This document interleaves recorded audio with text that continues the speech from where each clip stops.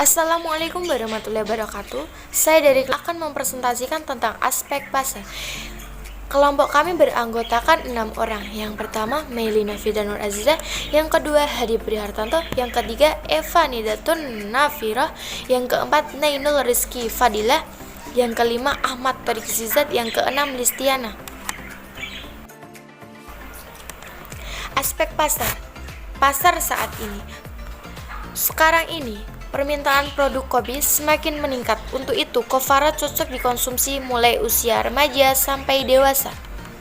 Dan Covara juga cocok dikonsumsi oleh pria maupun wanita. Covara ditujukan untuk semua jenis kalangan, mulai kalangan bawah sampai kalangan atas. Hal dikarenakan Covara memiliki harga lumayan terjangkau sehingga mudah dibeli oleh semua kalangan. Perkembangan penawaran di sektor usaha Covara kembang cukup baik. Oleh karena itu, agar usaha Covara menjadi baik, maka perlu peningkatan penawaran yang memberikan nilai lebih bagus pada konsumen.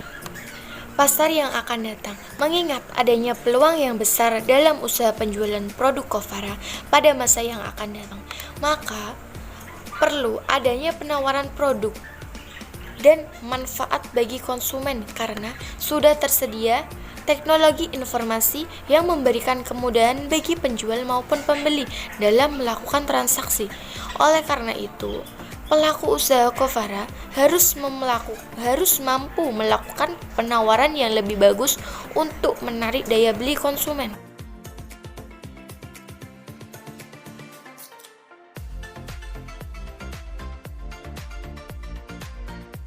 Yang ketiga, estimasi potensi pasar. Produk Covara memperkirakan tahun 2021 mampu menguasai pasar sebesar 50% karena produk Covara ini memiliki perbedaan dengan produk kopi lain, yaitu dengan memiliki cita rasa yang berbeda dan harga yang lumayan terjangkau. Jadi, produk oleh konsumen. Selanjutnya saya akan menjelaskan aspek pemasaran dari kopi varian rasa. Yang pertama ada segmentasi, terdiri dari 3, yaitu segmentasi geografis, segmentasi demografis, dan segmentasi psikografis. Segmentasi geografis. Produk kopi varian rasa dinilai cocok untuk semua geografis masyarakat di Indonesia dari Sabang sampai Merauke. Segmentasi demografis, Covara cocok dikonsumsi mulai usia remaja sampai dewasa dan Covara juga cocok dikonsumsi oleh pria maupun wanita. Selanjutnya segmentasi psikografis. Covara ditujukan untuk semua jenis kalangan, mulai kalangan bawah hingga kalangan atas, terutama bagi mereka yang memiliki gaya hidup praktis dan tetap mengutamakan manfaat suatu produk. Yang selanjutnya yaitu targeting. Covara memiliki target pasar untuk semua umur, kecuali bayi dan balita. Covara melakukan beberapa inovasi produk yang memiliki karakteristik yang berbeda, yaitu dengan menghadirkan kopi dengan varian rasa yang berbeda. Yakni positioning. Positioning yang dilakukan oleh Covara dengan produknya adalah menanamkan produk Covara di benak konsumen bahwa produk Covara merupakan kopi yang memiliki varian rasa berbeda khas Nusantara. Tagline yang dibuat oleh Covara yakni kopi nikmat beraneka rasa. Bauran pemasaran terdiri dari 4P, yakni product, price, price, dan promotion. Yang pertama, produk. Kopi Covara dibuat dari biji kopi Pangonan asli yang berasal dari Pati dengan mengutamakan kualitas dari biji kopi itu sendiri. Sedangkan untuk bahan penambah rasa seperti jahe, temulawak, dan kopi coklat juga didapat dari petani yang berada di wilayah Pati. Selanjutnya yakni price. Covara memiliki 3 jenis rasa, di mana setiap rasa memiliki ukuran kemasan yang berbeda, dimulai dari kopi rasa jahe. Ukuran 150 gram itu harganya 21.000, ukuran 250 gram itu harganya 35.000. Selanjutnya kopi temulawak. Ukuran 150 gram itu harganya 18.000, sedangkan ukuran 250 gram itu harganya 30.000. Untuk kopi coklat, ukuran 150 gram itu harganya 25.000, sedangkan ukuran 250 gram itu harganya 42.000. Selanjutnya yakni place. Outlet Covara berada di Desa Tanjung Sari, RT 4, RW 4, Kecamatan Telogowungu, Kabupaten Pati, yang dekat dengan wisata Gunung Rowo, Jolong, dan hutan pinus yang berada di Pati. Selanjutnya yakni promotion. Media yang digunakan untuk mempromosikan produk Covara yaitu melalui iklan via sosial media seperti Instagram, Facebook, Shopee, dan Tokopedia. Promosi dilakukan secara online agar mudah untuk menjangkau konsumen yang berada di dalam maupun di luar kota. Saya akan menjelaskan aspek teknis. Yang pertama, lokasi. Usaha Kofara atau kopi varian rasa ini terletak di Desa Tanjung Sari RT 4 RW 4, Kecamatan Tulungagung, Kabupaten Pati. Yang kedua, luas produksi. Luas tanah keseluruhan 300 meter persegi yang dibagi menjadi beberapa ruangan. Ada ruang produksi, ruang packaging, ruang kantor, gudang, dan parkiran. Selanjutnya adalah layout. Usaha Kofara atau kopi varian rasa ini terletak di dekat jalan raya. Apabila kita memasuki area ini, di sebelah kanan ada pos satpam dan di sebelah sisi kiri adalah tempat parkir karyawan produksi. Nomor 2 adalah tempat parkir pegawai kantor dan di sampingnya adalah kantornya. Nomor 4 adalah gudang bahan mentah kopi, nomor 5 tempat penjemuran kopi, dan nomor 6 adalah tempat penyangraian kopi. Nomor 7 tempat penggilingan kopi, nomor 8 tempat packaging atau finishing, dan yang terakhir adalah nomor 9 yaitu gudang kopi jadi atau siap seduh. Baik, saya akan melanjutkan presentasi berikutnya yaitu struktur organisasi perusahaan Kofara. Di sini ada bagian direksi, pemasaran, produksi, dan keuangan. Bagian pemilik atau pimpinan yaitu Listiana, direksi Mailina Fida Nur Azizah, keuangan Nailul Rizky Fadila Eva Nidatun Nafiroh, bagian produksi Hadi Prihartanto, pemasaran Ahmad Thorik Ziyad.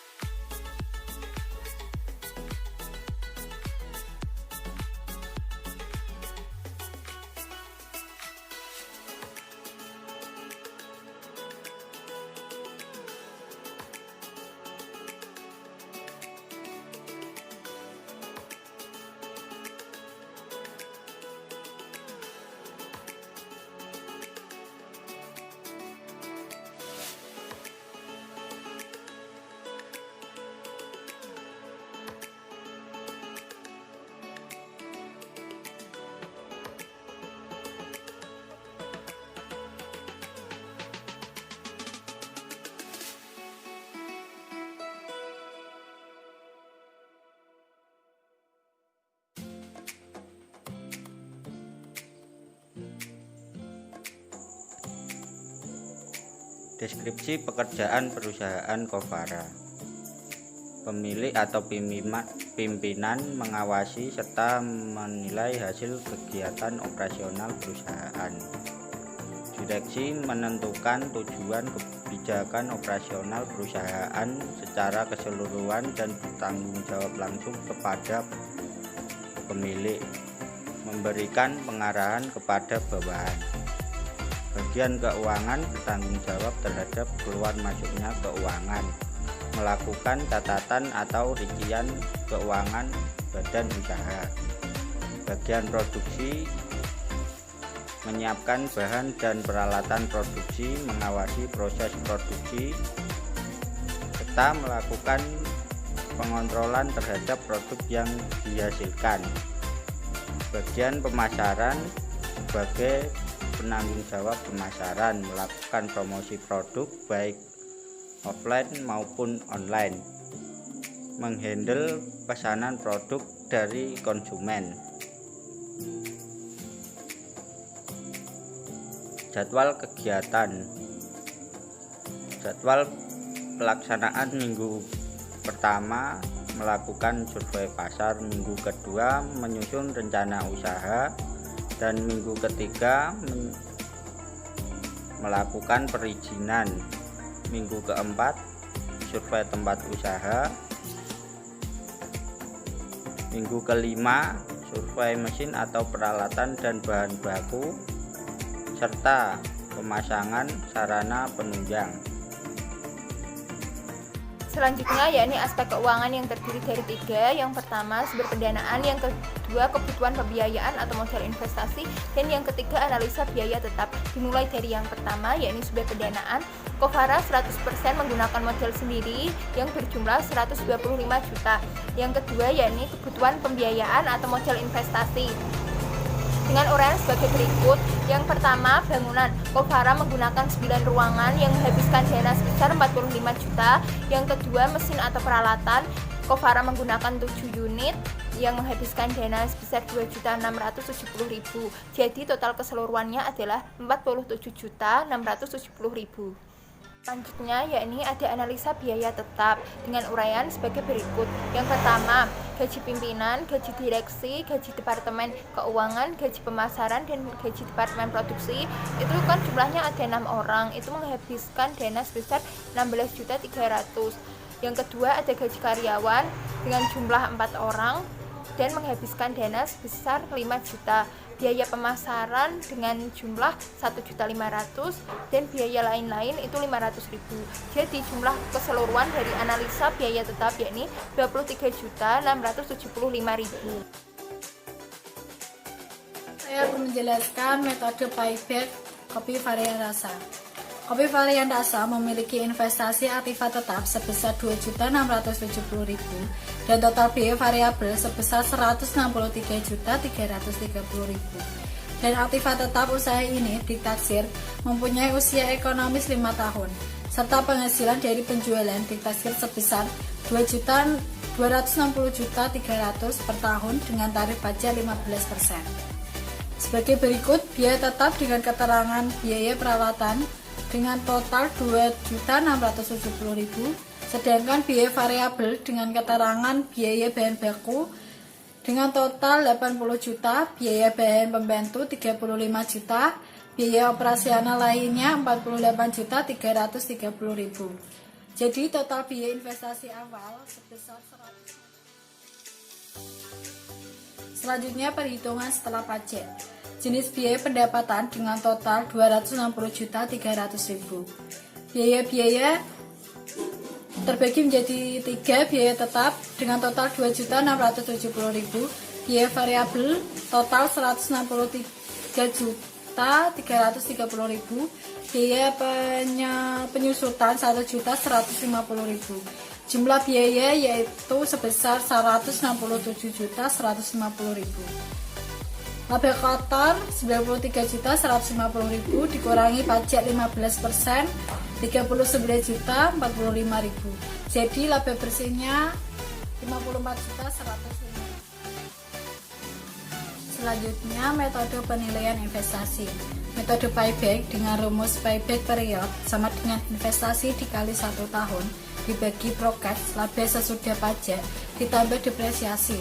Payback period sama dengan 166 juta dikali 1 tahun dibagi 54.105.000 ditambah 1.150.000. Payback period sama dengan 166 juta dibagi 55.255.000. Payback period sama dengan 3 tahun.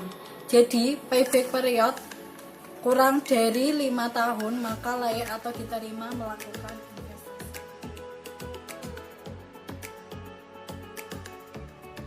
Saya akan menjelaskan aspek lingkungan. Yang pertama, manfaat ekonomi. Memberikan lapangan pekerjaan bagi warga setempat dan mahasiswa sekitar tempat produksi. Yang kedua, meningkatkan perekonomian masyarakat, menjalin kerjasama dengan pemilik perkebunan kopi. Yang ketiga, menyediakan kebutuhan untuk meningkatkan kondisi ekonomi masyarakat sekitar. Yang terakhir, membantu pemerintah dalam hal peningkatan pendapatan negara. Yang kedua, manfaat sosial dan budaya. Terbagi menjadi 3. Meningkatkan mutu hidup. Mahasiswa mendapatkan pengalaman dalam mengelola bisnis, tidak sekedar dalam bangku kuliah, namun praktek secara langsung, sehingga mutu hidup mahasiswa semakin meningkat. Yang kedua, memberikan pengaruh positif. Dengan adanya usaha Covara ini, mampu memberikan teladan pada mahasiswa atau masyarakat untuk menyediakan hobi lewat kegiatan positif dan menguntungkan. Yang terakhir, memberikan lapangan kerja. Dengan adanya usaha ini, terbuka lapangan pekerjaan bagi mahasiswa atau masyarakat untuk menjadi pegawai di Kofara. Yang kedua, penanganan limbah. Rencana pengelolaan dilakukan agar kondisi lingkungan di sekitar tidak menimbulkan kerusakan sumber daya alam dan menurunkan kualitas hidup menjadi kotor dan tercemar. Limbah yang ditimbulkan Kofara berupa limbah udara, yaitu asap. Saat menyangrai kopi, maka pemilik usaha mengarahkan asap dengan membuatkan cerobong asap yang menjulang tinggi menembus atap pabrik untuk mengeluarkan asap dari sangrai. Selain itu, bisa memperbanyak pepohonan dan pertumbuhan hijau di sekitar lingkungan area produksi. Oke, baiklah, saya akan melanjutkan presentasinya, yaitu aspek yuridis, yaitu bentuk badan usaha. Bentuk badan usaha kami berupa badan usaha perseorangan. Bisnis yang dilaksanakan. Poin yang pertama, bidang usaha. Produk kami produk kopi varian rasa Kofara. Dan yang poin kedua yaitu gangguan lingkungan. Produk Kofara tidak memiliki gangguan dalam lingkungan karena usaha Kofara terletak di pedesaan dan tidak ada komplain apapun dari masyarakat sekitarnya. Dan yang poin ketiga yaitu pengupahan. Untuk upah, kami sudah melihat standar upah minimum yang ditetapkan oleh pemerintah. Dan perusahaan kami memberi gaji yang layak pada pegawai. Untuk lokasi bisnis dilaksanakan, yaitu yang pertama, perencanaan wilayah. Usaha yang kami dirikan berlokasi tepatnya di Desa Tanjung Sari, Kecamatan Telogowungu, Kabupaten Pati, dan sebelum tim kami mendirikan usaha, kami minta izin terlebih dahulu kepada pemerintah setempat. Untuk poin yang kedua, status tanah. Untuk status tanah dalam usaha kami, status kepemilikan tanah sepenuhnya sudah menjadi hak milik dari perusahaan kami dan atas nama pemilik usaha. Oke, baiklah.